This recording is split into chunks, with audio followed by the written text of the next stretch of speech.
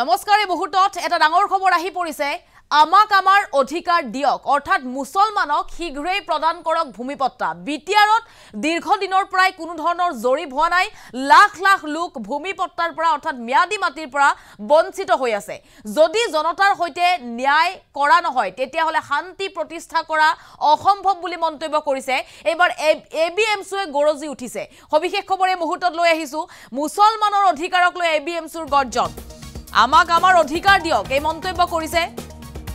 বিটিআৰৰ জনতাৰ হৈতে ন্যায় কৰিব পৰা নাই বুলি মন্তব্য জনতাৰ হৈতে ন্যায় নকৰিলে শান্তি প্ৰতিষ্ঠা কৰাটো অসম্ভৱ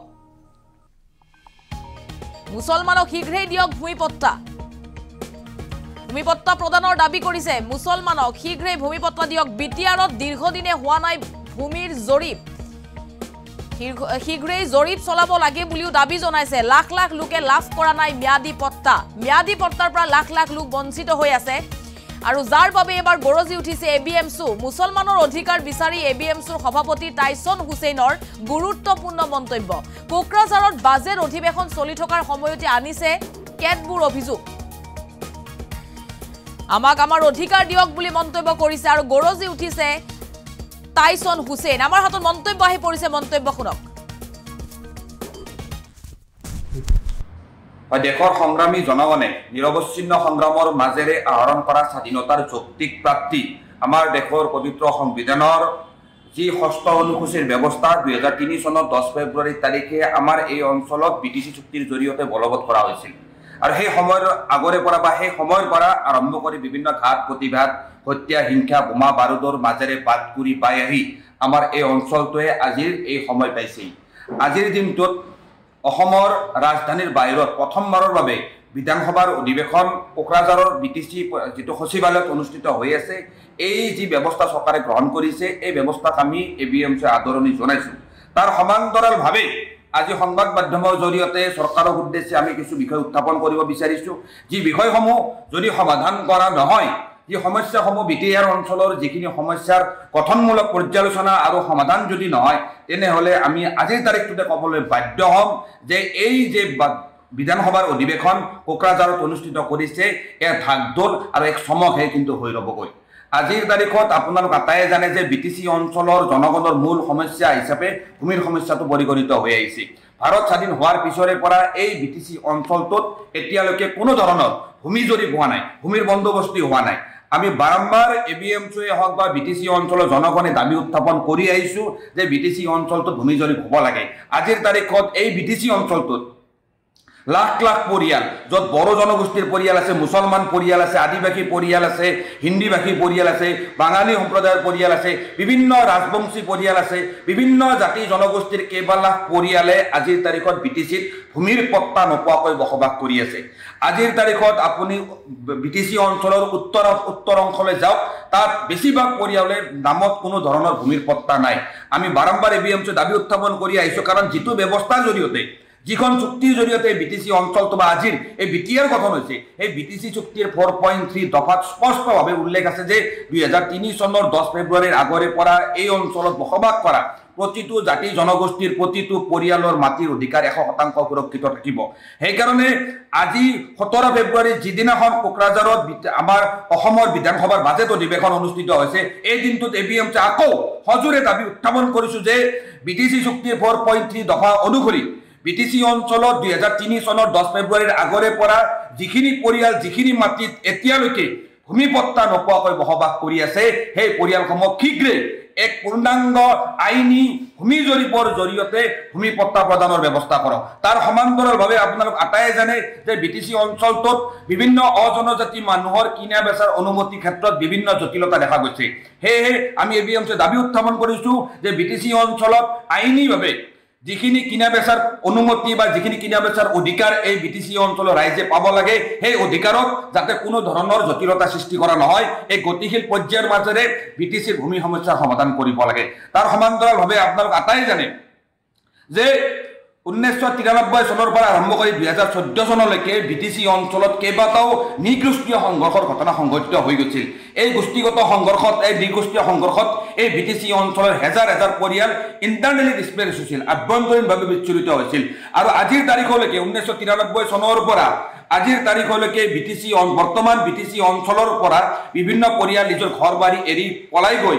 ধুবুৰী বঙাইগাঁও বিভিন্ন অঞ্চলত আজিৰ তাৰিখলৈকে অঘৰী জীৱন যাপন কৰিছে আমটেকা কয়লামলীয়া বেংতল আদি অঞ্চলৰ হাজাৰ হাজাৰ পৰিয়াল আজিৰ তাৰিখত বঙাইগাঁও ধুবুৰী হাপাচৰা আদি অঞ্চলত অঘৰী জীৱন যাপন কৰি আহিছে 17টা বছৰ হাগ্ৰামা মহিলাৰী ডাঙৰীয়া নেতৃত্বাধীন বিটিচি পৰিষদখন আৰু আজি প্ৰায় 5টা বছৰ প্ৰমোদ বড়ো ডাঙৰীয়া নেতৃত্বাধীন বিটিচি পৰিষদখনে এতিয়ালৈকে তেখেতসকলে যি প্ৰতিশ্ৰুতি দিছিল যে এই গোষ্ঠী সংঘৰ্ষত ক্ষতিগ্ৰস্ত পৰিয়ালসমূহ ক্ষতিপূৰণৰ ব্যৱস্থা কৰা হ'ব পুনৰ সংস্থাপন দিয়া হ'ব সেই প্ৰতিশ্ৰুতি তেওঁলোকে পালন নকৰিলে সেইবাবে আমি দাবী উত্থাপন কৰিছোঁ যে বিটিচিত দ্বিগোষ্ঠীয় সংঘৰ্ষ উগ্ৰপন্থীৰ আক্ৰমণত যিসমূহ পৰিয়াল আক্ৰান্ত হৈছিল যিসমূহ পৰিয়ালৰ ব্যক্তি নিহত হৈছিল অপহৃত হৈছিল সেই পৰিয়ালসমূহ সম্পূৰ্ণভাৱে ক্ষতিপূৰণ আৰু পুনৰ সংস্থাপনৰ ব্যৱস্থা কৰিব লাগে এই দাবী আমি এবিএমচি সজোৰে ইতিমধ্যে উত্থাপন কৰি আহিছোঁ আজিও আমি সেই দাবী সজোৰে উত্থাপন কৰিছোঁ আজি আপোনালোক আটাই জানে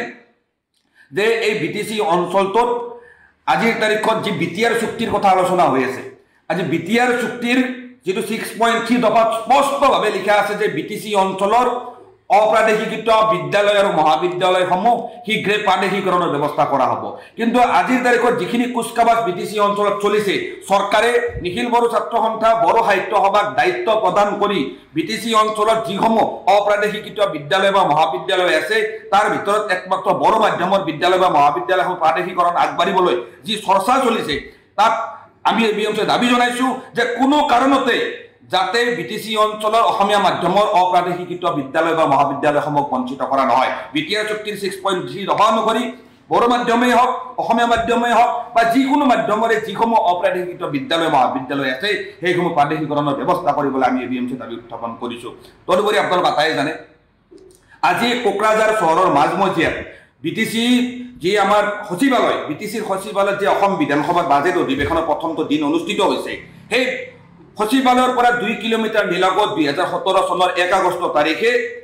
বিটিচি অঞ্চলৰ সংগ্ৰামী হত্যা এবিএমচিৰ তদানীন্তন সভাপতি সৈয়দ লাফিকুল ইছলাম আহমেদক গুলীয়াই হত্যা কৰা হৈছিল সেই হত্যাকাণ্ডৰ পিছতে সমগ্ৰ হত্যাকাণ্ডৰ তদন্ত প্ৰক্ৰিয়া প্ৰথম পৰ্যায়ত অসম আৰক্ষী তাৰ পিছত সিআইডি তাৰ পিছত এছআইটি তাৰ পিছত সিবিআইলৈ হস্তান্তৰ কৰা হ'ল পৰৱৰ্তী সময়ত আমি দেখিবলৈ পালো যে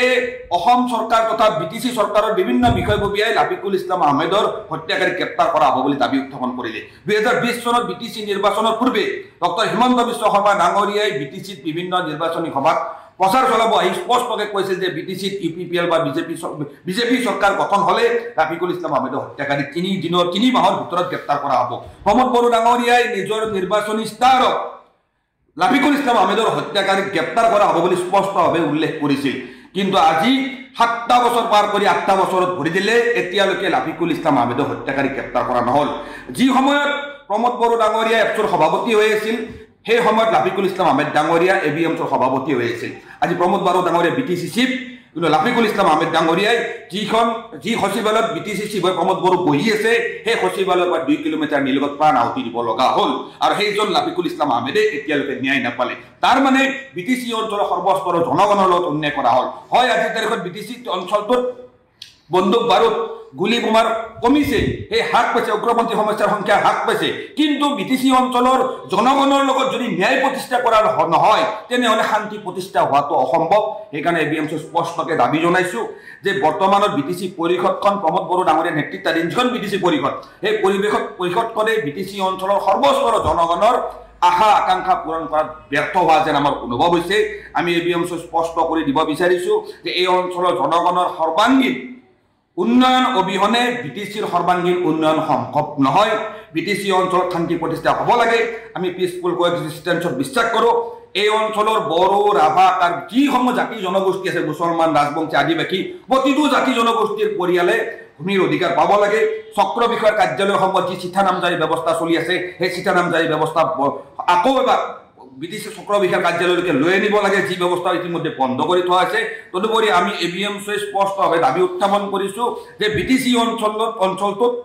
2003 চনৰ 10 ফেব্ৰুৱাৰীৰ আগৰে পৰা যিখিনি ঠাইত যিখিনি পৰিয়াল